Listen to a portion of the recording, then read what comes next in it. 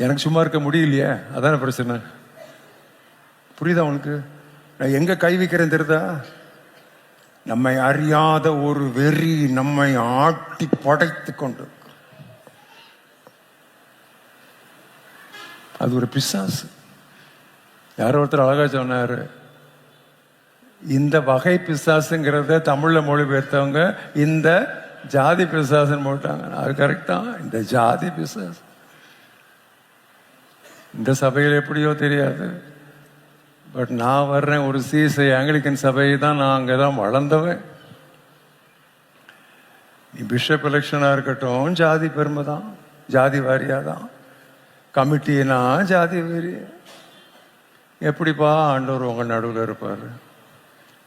அவர் நடுவில் இருக்கிறதுக்கு சான்ஸே இல்லை. அவர் எங்க இருப்பார் தெரியுமா? முதல்ல நடுவில் இருந்தாரு, குத்துவளுக்கு நடுவில். இப்போ ஒரு வாசல்ல இருந்து தட்டிக்கிட்டு இருக்காரு.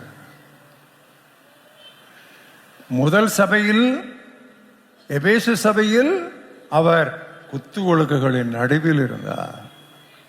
2வது 3வது 4வது 5வது 6வது சபை வந்து 7வது சபை வரும் பொழுது இதோ வாசற்படியில் இருந்து சர்ச்சில் எல்லாம் நடக்குது, ஆராதனை நடக்குது, மியூசிக் எடுக்குது, பாட்டு நடத்துறாங்க, பிரசங்கம் நடக்குது, பண்டிகை நடக்குது, எல்லாம் நடக்கு. பட் ஆண்டவர் எங்க இருக்காரு? He is knocking for an entrance. புரியுதா உங்களுக்கு? வருத்தத்தோடு சொல்லுகிறேன், நான் தீர்க்கதரிசியும் அல்ல, தீர்க்கதரிசனுடைய புத்திரனும் அல்ல. திட்டமாக எனக்கு தெரியும், in many churches, whether it is Pentecostal or non-Pentecostal, in many churches, Christ is outside the door. அது எப்படி நீங்க இப்படி சொல்ல முடியும்னு சொல்லி நீங்க கேட்டா, வாங்க என்கிட்ட பைபிள் எடுத்துட்டு வாங்க, let us have a discussion.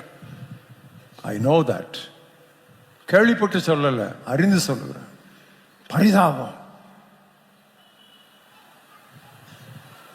ஆண்டவரே, இவ்விதமான வெறிகளில் இருந்து எங்களை நீர் விடுவியும், என் மனதை முதலாவது விடுவியும்.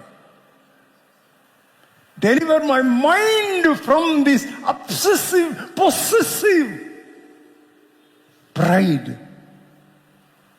and higher, better than thou attitude.